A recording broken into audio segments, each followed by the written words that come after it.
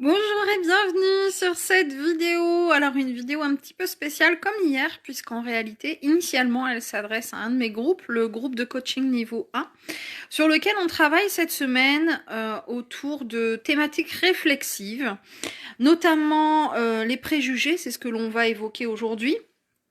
Les préjugés, les idées préconçues face à la spiritualité, à l'ésotérique, à la médiumnité.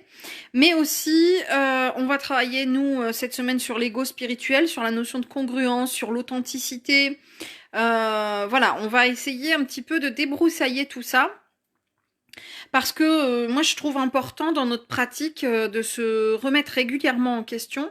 Alors dans notre pratique, mais aussi de manière générale, mais particulièrement dans notre pratique. Et donc là, aujourd'hui, j'évoque avec ce groupe, mais avec vous aussi, puisque j'ai fait le choix en conscience de partager cette vidéo, pour que vous puissiez vous aussi y être sensibilisés. J'ai fait le choix donc de travailler avec eux sur une thématique qui me semble intéressante, les idées préconçues et les préjugés. Alors cette idée m'est venue lorsque j'ai fait un stage une fois. J'organisais un stage et puis on a des petites pauses forcément dans la journée avec les personnes qui participent. Hein. Et puis donc chacun allait fumer sa cigarette, prendre l'air, discuter avec les autres, voilà de manière plus informelle. Et puis j'entendais une discussion. Alors j'aime rester un peu en retrait et écouter ce qui peut se partager. Et là, il était question justement de la cigarette. Et la dame m'a interpellée en me disant ouais, je sais, c'est pas bien, hein, faut que j'arrête. Alors moi, je ne dis rien, chacun fait ce qu'il veut de toute façon pour sa santé. Et elle me dit c'est comme la viande, je sais que dans la spiritualité, normalement, on doit pas. Et là, j'ai fait en fait, ça m'a semblé aussi intéressant et intelligent qu'étrange. Donc là, ça m'a surtout questionnée. Je me suis dit, bon, là, je pense qu'il est temps de reprendre cette notion-là. Donc on en a un petit peu discuté, mais j'ai voulu surtout garder cette réflexion pour mes groupes de coaching et pouvoir les solliciter à ce sujet. C'est vrai que j'entends très très souvent, et quand je faisais mes stages, alors là cette année je vais vous dire que je commençais à être grave en manque, parce que j'en ai pas fait du tout de l'année, ça fait 13 mois, et c'est dur pour moi. Mais voilà, souvent c'est un sujet qui revient, le fait d'être végane, le fait de fumer ou pas fumer, le fait de méditer ou pas, le fait... Enfin voilà, bon, il y a plein de choses qui rentrent en ligne de compte. Alors là, je vous pose cette question à vous. Quels sont, vous, vos préjugés? Vos idées toutes faites, vos croyances, fausses croyances, idées limitantes, idées préconçues, ou alors questionnement où vous vous dites est-ce que ça c'est compatible avec la spiritualité? Est-ce que quand on évolue dans la médiumnité, on peut continuer à faire ça? Est-ce que on doit absolument faire comme ci ou comme ça? J'attends aussi vos remarques. Alors, il me semble que j'avais déjà fait une vidéo dans ce sens-là, mais je trouve intéressant de la refaire régulièrement pour qu'on puisse nous-mêmes se positionner, se repositionner et se questionner dans tous les cas. Donc là, c'est ce que je leur avais posé comme question. Même si ça fait un moment que vous êtes peut-être vous-même dans la spiritualité, que vous découvrez ce milieu depuis un moment, essayez de vous replonger dans vos débuts. On me donne des infos là ici. En vous disant quelles étaient mes croyances à l'époque où je me disais ah ça c'est incompatible. Est-ce que vous avez évolué depuis? Alors Patricia interagit ici sur le live de Facebook en me disant le café. Alors est-ce que le café, dans le sens où il y a de la caféine, ou donc c'est un excitant, peut être un frein, je pense que c'est ça, hein, au développement des capacités et de la médiumnité, parce que finalement c'est ça. Quand on dit pas d'alcool, pas de tabac, pas de café, pas de viande, etc., c'est parce qu'on estime que ce sont des substances qui vont nous empêcher en fait d'élever notre taux vibratoire. Alors, je suis désolée, hein, j'ai un bonbon à la menthe et j'ai un chat dans la gorge parce que j'ai une allergie. Et je sais que c'est pas très agréable, mais ça ne l'est pas non plus pour moi. Donc on estime que ces substances-là vont nous faire baisser le taux vibratoire, ou en tout cas vont nous empêcher de l'élever. Alors, de manière générale, je ne vais pas contredire ça, je ne vais pas le contredire. Par contre, j'aimerais insister sur le fait que on vit notre vie comme on veut. Et c'est surtout lorsque l'on va être bien dans ses baskets qu'on va pouvoir élever notre taux vibratoire. C'est pas parce que vous allez vous priver de viande, de sucre, du sucre, hein, j'entends très souvent aussi ça, et que vous allez arrêter de fumer, que vous allez élever votre taux vibratoire, parce que si tout ce que vous faites là, ça vous frustre, ça vous met en colère, ça vous met dans un état de manque, ça fera même l'effet inverse, quoi, votre taux vibratoire va baisser. Donc, moi, ce qui me semble très important de vous renvoyer ici et maintenant comme image et comme réflexion, c'est que tout ce que l'on peut estimer comme étant négatif n'est qu'une vision à l'instant T. Alors, bien sûr, je vais quand même donner une règle générale, c'est éviter les excès. C'est sûr que là, bon, ça va être Noël par exemple, si vous mangez toute la boîte de chocolat en une soirée par exemple, bon, vous risquez effectivement d'être pas bien, ballonné, d'avoir mal au ventre, machin, d'avoir du mal à digérer et donc d'être un peu plombé et donc d'éviter de monter en taux vibratoire. Maintenant, si ça vous fait plaisir de manger 2-3 chocolats le soir en regardant la télé, faites. Le truc, il est là, c'est de ne pas être dans l'excès. C'est pas parce que vous allez boire un mojito avec les membres de votre groupe de coaching, petit coucou et clin d'œil à mon groupe du niveau 2 par exemple, que vous allez être un mauvais thérapeute ou un mauvais médium. Parce que j'entends souvent ça, hein. Ah ouais, non mais attends, elle c'est pas possible, elle parle de médiumnité, mais attends, elle boit un coup, elle mange encore de la viande, en plus elle fume, laisse tomber quoi, c'est pas possible, c'est pas compatible. Si. Ce qui est surtout incompatible, en fait, c'est de ne pas s'écouter.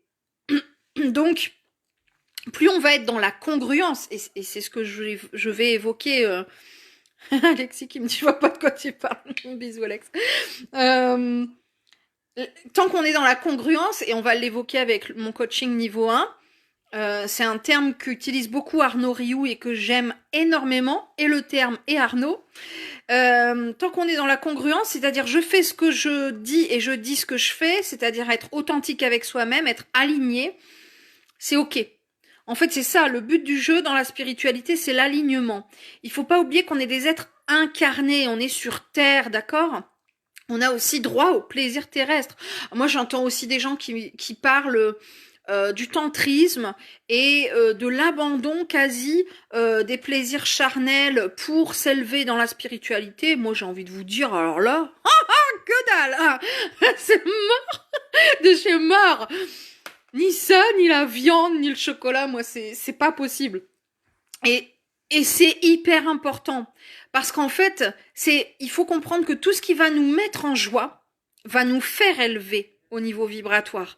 C'est quand on a le sourire, c'est quand on a la pêche, c'est quand on est bien, quand on est serein, quand on lâche prise, qu'on va élever son taux vibratoire. C'est pas en se privant de viande, en arrêtant de fumer et en pleurant tous les jours, qu'on va élever son taux vibratoire et avancer dans la médiumnité ou dans la spiritualité.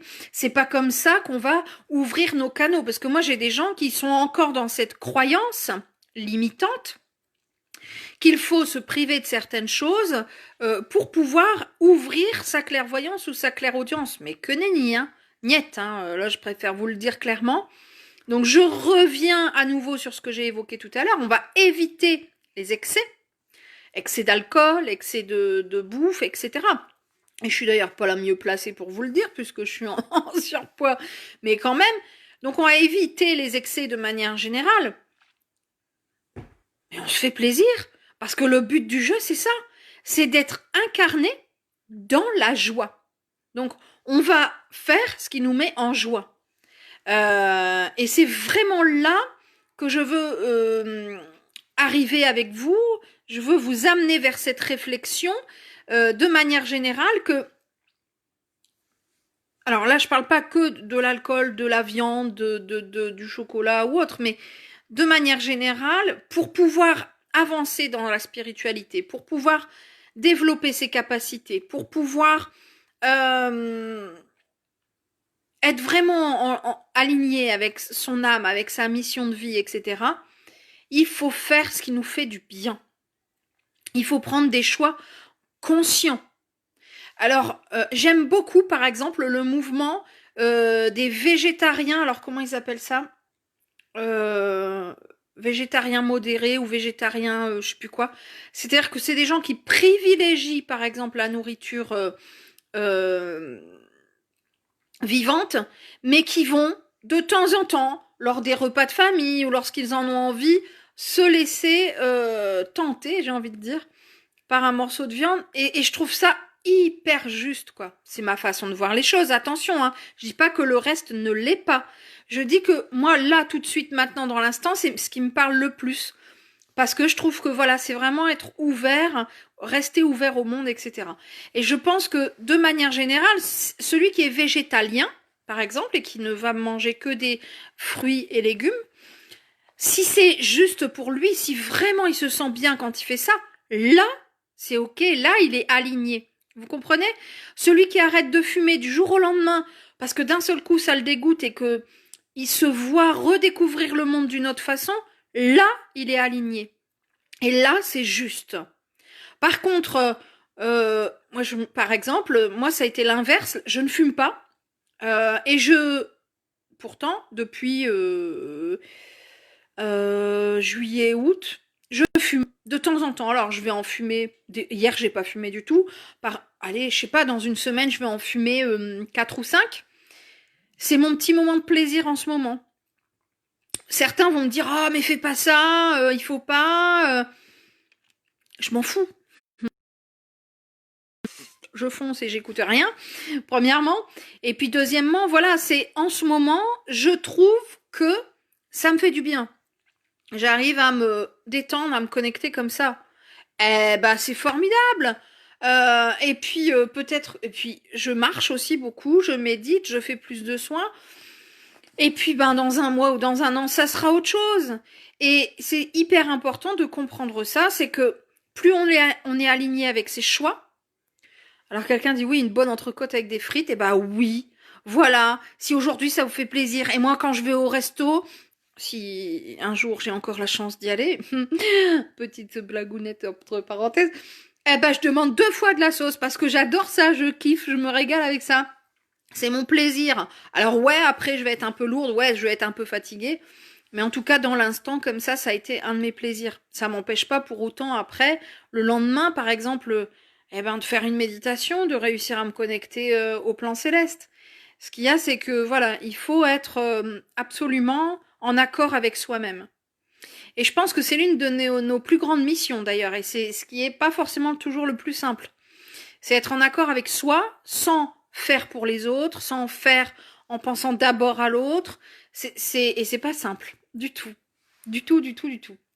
Donc, je vous repose la question. C'est intéressant d'aller se re-questionner là, après cet échange. Quelles sont mes croyances? Quelles sont mes pensées limitantes? Quelles sont les interdictions que je me fixe? Ou les objectifs que je me fixe en me disant, bon, comme maintenant je veux devenir médium, il faut à tout prix que j'arrête de fumer. Pourquoi? Quel bénéfice j'y trouve? À partir du moment où on est plus dans le bénéfice que dans la perte, alors c'est ok. C'est ça ce qu'il faut retenir en fait. Si je perds ma joie en arrêtant de fumer, quels sont les bénéfices en fait pour ma santé mentale et même pour ma santé physique? Vous savez très bien que nos cellules du corps, d'accord, réagissent à nos vibrations, à nos pensées, à nos émotions. Si vous êtes dans la tristesse, le manque, la colère, la frustration, l'envie, il y a des grandes chances que vous tombiez quand même malade. Alors je ne suis pas pro tabac, je ne suis pas pro viande, je ne suis pas pro chocolat, ni pro alcool, ni pro quoi que ce soit. C'est pas ça, je suis pro moi. Et c'est ça, je pense qu'il faut comprendre. Il faut axer vraiment vers ce qui nous met en joie. Avec, parcimonie, en conscience. Et je pense que quand on fait les choses en conscience, quelle que soit notre consommation, alors là, on est dans le plus juste. pour soi et dans l'instant. Donc on n'oublie pas d'être des êtres incarnés, c'est ce qui nous permet aussi de rester ancrés, et ça c'est hyper important quand on se connecte au plan invisible et céleste. Tout le monde ne sera pas d'accord avec moi, et mon Dieu, heureusement, c'est ok. Je viens juste là aujourd'hui partager avec vous un instant de ma réflexion. Je viens partager mon expérience de 10 ans dans la médiumnité, dans la spiritualité. Je ne dis pas que c'est la vérité, je dis que c'est ma vérité et que j'ai plaisir à la partager avec vous. Donc si vous avez plaisir à la partager vous aussi, n'hésitez pas à partager cette vidéo. Elle sera aussi en replay sur YouTube, sur ma chaîne Mélanie Médium. Je vous souhaite une très belle journée. Prenez soin de vous. À très vite.